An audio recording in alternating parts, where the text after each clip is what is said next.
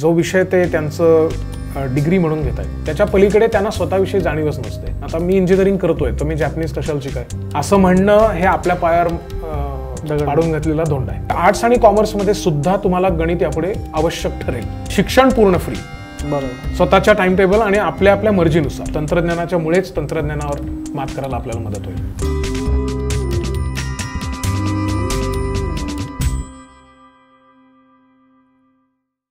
मगाशी तुम्ही ह्या माझ्या प्रश्नाच्या आधी एक उत्तर दिलं, त्याच्यात त्रिसूत्रीचा उल्लेख केला.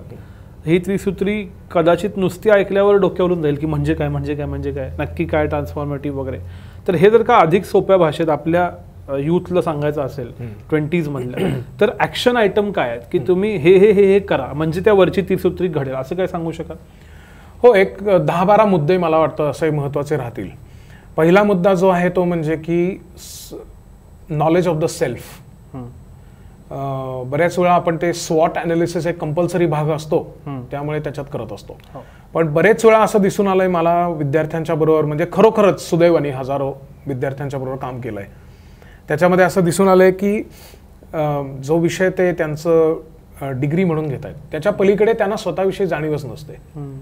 आणि त्याच्या अनेक टूल्स उपलब्ध आहेत, त्याच्या अनेक सायकोलॉजीच्या सायकोमेट्रीच्या टेस्ट उपलब्ध आहेत, त्या फ्रीली इंटरनेटवर उपलब्ध आहेत. त्याच्यातलं किमान 2-3 तरी टेस्ट घेणे आणि त्याच्यावरनं आपला स्वतःचा स्वॉट analysis beyond what is required in the college हे करणे, ही त्यातली पहिली पायरी होईल. कारण unless you know your self तुम्हाला पुढचं काही करता येणार नाही. बरोबर.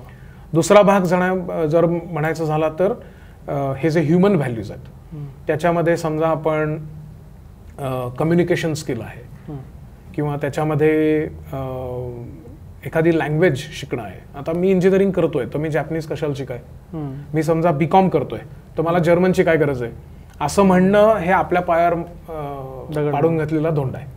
याचं कारण की या पुढच्या काळामध्ये ह्याच गोष्टी लागणार आहेत. म्हणजे पूर्वी एखाद्या विषयामध्ये तुम्ही तज्ज्ञ आहात ही गोष्ट अत्यंत आदराची समजली जायची. आता असं होणार आहे की मुळात प्रत्येक जॉब हा मल्टी डायमेन्शनल होत जाणार आहे. आणि सगळ्यात एक सिंपल उदाहरण म्हणजे 4 वर्षापूर्वी झेरॉक्स रिसर्च सेंटरला मी कन्सल्टंट म्हणून गेलो होतो आणि तिथे माझ्यासमोर 5 लोक भेटायला आले. त्याच्यामध्ये 2 लोक होते सायकोलॉजिस्ट, एक होता सोशोलॉजिस्ट आणि 2 सॉफ्टवेअर आर्किटेक्ट्स. तर झेरॉक्स रिसर्च आपण म्हणतो, आपल्याला माहिती आहे की फोटोकॉपी सोडून IT मधली जायंट कंपनी आहे.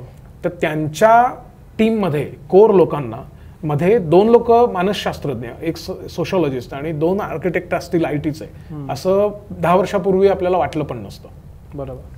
तर हे मल्टी डिसिप्लिनरी होत जाणार आहे बाहेरचं जग. त्यामुळे आपल्याला आपलंही कार्यक्षेत्र हे मल्टी डिसिप्लिनरी करायला पाहिजे. तर त्यामुळे ज्याला आपण म्हणू की ॲडिशनल लर्निंग किंवा ज्याला नॉन लिनियर लर्निंग म्हणतात असं, म्हणजे त्याच्यामध्ये ही लँग्वेज येते. तर तुम्ही काहीही शिकत असलात तरी तुमच्या आवडीची एखादी फॉरेन लँग्वेज तुम्हाला यायला पाहिजे. अनुषंगाने मी सांगतोय की इंग्लिश यायला पाहिजे. बरोबर. समजा अजून एक स्टेप म्हणायची झाली तर न्यूजपेपर वाचायला पाहिजे. बरेच वेळा असं दिसून आलंय मला, आणि ते फारसं चांगलं नाहीये, की ज्या विषयामध्ये तुम्ही डिग्री करता त्या विषयातले सुद्धा करंट इव्हेंट्स तुम्हाला माहिती नसतात.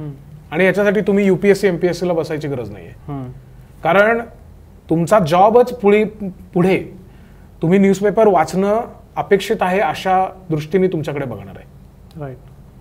तर हे जर तुम्हाला माहिती नसेल तर तुमचे प्रॉडक्ट्स, तुमची सर्व्हिस, तुमचं सेवा क्षेत्रातलं काम हे अतिशय नॅरो मायोपिक असं होईल आणि त्यामुळे त्याच्यातनं इफेक्टिव्हनेस तुमचा राहणार नाही. तर न्यूजपेपर वाचणे हा अजून एक भाग झाला. सोशल वर्क करणे. माझ्या पाहण्यामध्ये असं आहे की आपल्याकडचे बरेचसे लोक सोशल वर्क केव्हा करतात तर एक सांगायला छान बाब आहे म्हणून. बरोबर. किंवा परदेशी जर ऍप्लिकेशन करायचं असेल तर त्याच्यामध्ये 8 ते 16% वेटेज हे तुमच्या सोशल वर्कला दिलं जातं ऍडमिशनसाठी, स्कॉलरशिपसाठी. तेव्हा अचानक जागा झाल्यासारखं सोशल वर्क करणे, की कुठेतरी मग जाऊन झाडं लावणे किंवा वृद्धाश्रमात काम करणे, हा एक आपला जीवनाचा अविभाज्य अंग आहे असं समजून हे 8वी 9वी 10वी पासून करावं असं एक सुचवतोय, की जे बाहेरच्या देशांमध्ये होतच आहे. तिथे social work is taken for granted. त्याला कम्युनिटी सर्व्हिस असं नाव दिलेलं आहे. कम्युनिकेशन स्किल्स हे लँग्वेजच्या पलीकडचे आहेत. तर त्याच्यामध्ये ज्याला आपण बॉडी लँग्वेज म्हणतो, ज्याला आपण व्हॉइस मॉड्युलेशन म्हणतो, तर या सगळ्या विषयीचा कॉन्शियस एफर्ट करणे हा त्याच्यातला भाग झाला. समजा आपण हे जे म्हणतो आहे की कॉम्बिनेटोरियल लर्निंग, म्हणजे एकाच शाखेमध्ये अडकून न राहता मल्टिपल शाखांचा अभ्यास पाहिजे.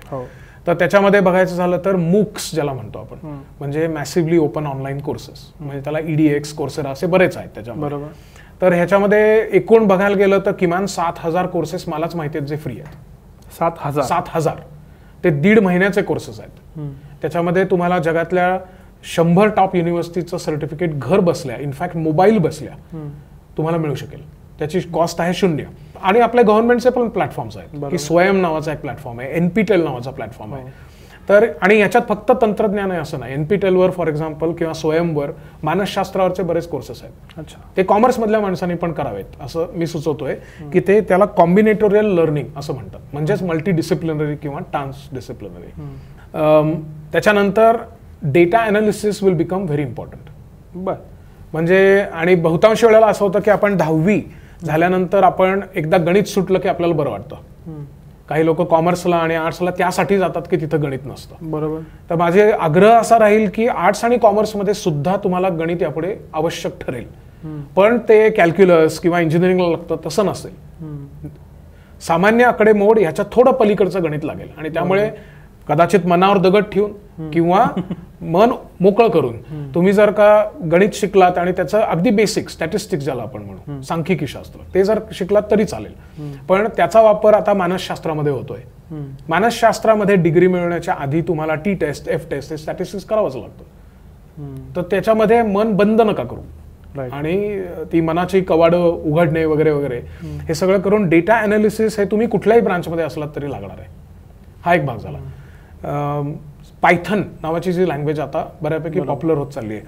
तर बरेच वेळा प्रोग्रामिंग म्हटलं की कॉमर्स किंवा आर्ट्स मधल्या लोकांचं नाकं मुरडली जातात. माझ्याबरोबर एक कलिग जी काम करते ती आहे MA इंडस्ट्रियल सायकोलॉजी, आणि तिने मला बरेच वेळा म्हटलं की तुम्ही हे सगळ्यांना सांगत असता सारखे. तर म्हणून मी गेले 10 दिवस प्रयत्न करून बघितला की हा आहे काय पायथन. आणि ती म्हणली की आश्चर्यकारकरित्या 10 दिवसामध्ये मला पायथन आता येतं. बरोबर. म्हणजे थोडक्यात 15 वर्षापूर्वी ज्या व्यक्तीने MA इंडस्ट्रियल सायकोलॉजी केलं, की ज्यांनी 10वी नंतर गणित नावडीने सोडलं, त्या व्यक्तीने 10 दिवसामध्ये प्रोग्रामिंगचा गंध नसताना पायथनवर कमांड मिळवली. हे परवा घडलेलं उदाहरण आहे. तर त्यामुळे पायथन जर तुम्हाला येत असेल आणि तुम्हाला समजा सोशॉलॉजी येत असेल तर you will have a much better future. आणि हे तुम्हाला कॉलेज शिकवणार नाहीये. यासाठी आपल्यालाच प्रयत्न करायला लागतील. त्याच्यासाठी समजा पायथनचंच उदाहरण घ्यायचं झालं तर coursera.org वेबसाईट आहे, किंवा codeacademy.org वेबसाईट आहे, किंवा EDX आहे. या 3 वर हे फ्रीली शिकवलं जातं. म्हणजे पायथन ही फ्रीच लँग्वेज आहे, त्याच्यासाठी पैसे भरायचे नाहीयेत. ते शिकायचं कसं याच्यासाठी शिक्षण फ्री आहे, आणि त्याचे ऍप्लिकेशन करायचं ह्याचे ट्रेनिंग आणि ट्युटोरियल फ्री आहेत.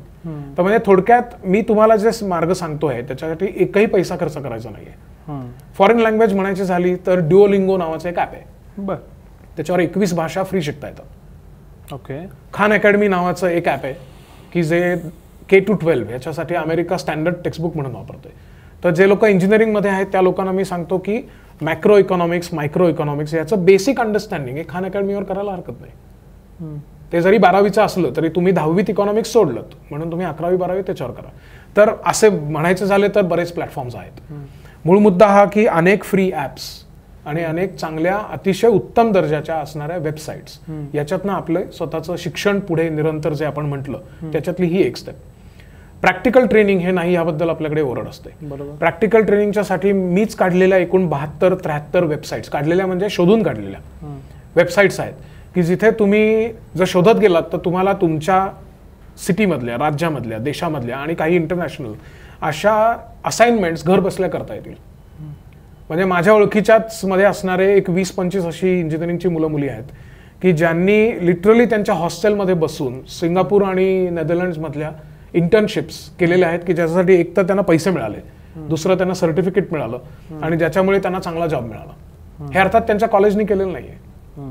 तर अशा साईट्स आहेत आणि त्या साईटची काही जाहिरात करायची म्हणून नाही, पण अशा 72 खरोखरच साईट्स आहेत.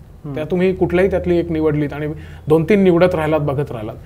समजा शेवटचा एक भाग ह्याच्यातला म्हणायचा झाला ज्या कॉन्क्रीट स्टेप्स म्हणून आपण म्हणतो की क्रिएटिव्हिटी आणि इनोव्हेशन हा एक भाग आपल्याला अगेन कॉन्शियसली करायला पाहिजे की जे दिलेलं आहे त्याच्या पलीकडे जाऊन आपण स्वतःला चॅलेंज करणे, मग ते ग्रुपमध्ये करणे, ह्या गोष्टी आपल्याला करता येतात. आणि याच्यासाठी बऱ्याच हॅकेथॉन्स असतात, यासाठी बऱ्याच डिझाईनच्या कॉम्पिटिशन्स असतात.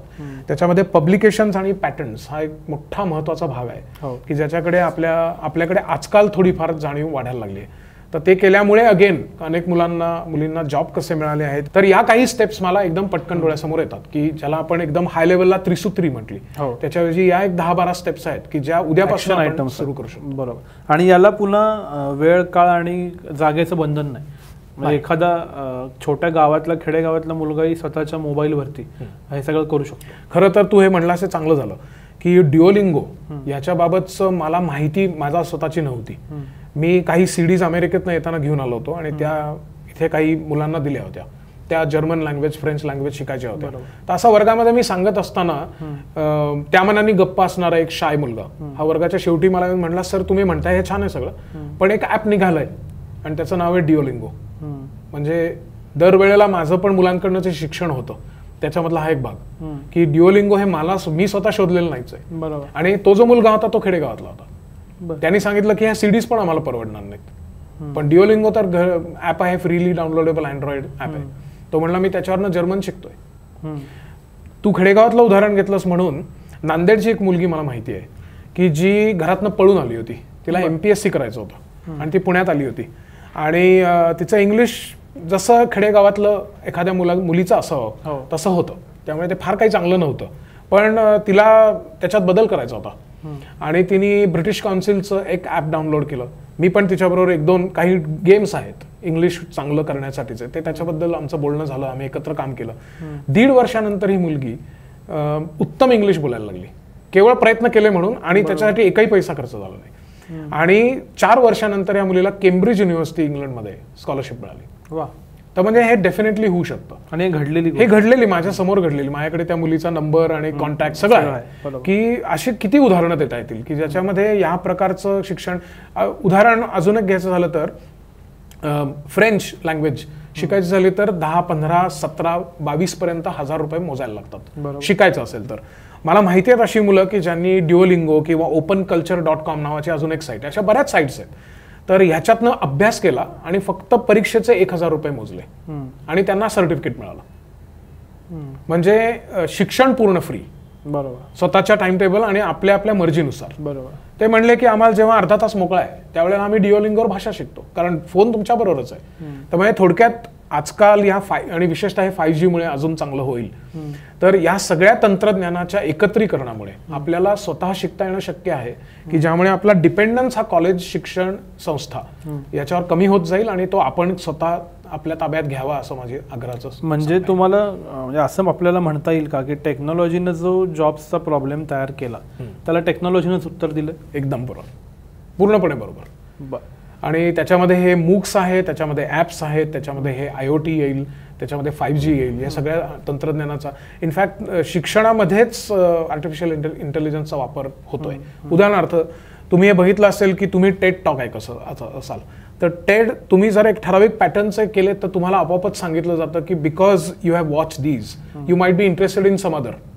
तर हा जो प्रकार आहे हा पण आर्टिफिशियल इंटेलिजन्सचाच आहे. तर म्हणजे तुम्हाला माहिती नसलेल्या वेबसाईट सुद्धा आर्टिफिशियल इंटेलिजन्स तुम्हाला सुचवेल, जर तुम्ही सुरुवात केली तर मात्र सुचवेल. तर त्यामुळे बरोबर आहे, तंत्रज्ञानाच्या मुळेच तंत्रज्ञानावर मात करायला आपल्याला मदत होईल. सर क्या बात आहे की जग बदलतंय, पण त्या बदलाला सामोरं जायची ताकद पण याच बदललेल्या जगानं दिली आहे. त्याचा आवाका आणि त्याच्यात काय करायचं याच्या कॉन्क्रीट स्टेप्स करण्याजोग्या ॲक्शन आयटम्स तुम्ही आज दिलेत, त्याबद्दल तुमचे खूप खूप आभार. आज तुम्ही थिंक बँकवरती आलात आणि भविष्यातही तुमच्याकडून अजून स्पेसिफिक ॲक्शन आयटम्स आमच्या प्रेक्षकांसाठी आम्हाला द्यायला आवडतील. आजच्यासाठी इथंच थांबूया. धन्यवाद. थिंक बँकचे सर्व एपिसोड आता ऐका स्टोरीटेल या ॲपवर. 30 दिवसांचे मोफत सबस्क्रिप्शन मिळवण्यासाठी डिस्क्रिप्शनमधील www.storytel.com/thinkbank या लिंकला भेट द्या.